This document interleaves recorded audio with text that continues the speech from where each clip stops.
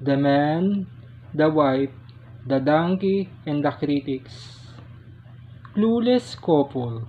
They don't even know how to ride a donkey. Ha ha ha. What a wicked couple.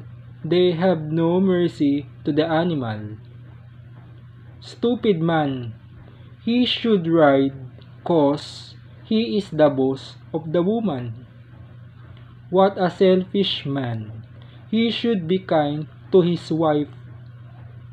Finally, ha ha ha, what a stupid looking couple carrying a donkey.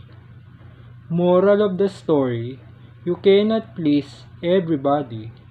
Whatever you do, there will be people who will criticize you. So, just do what you believe is right. And don't be distracted by criticisms.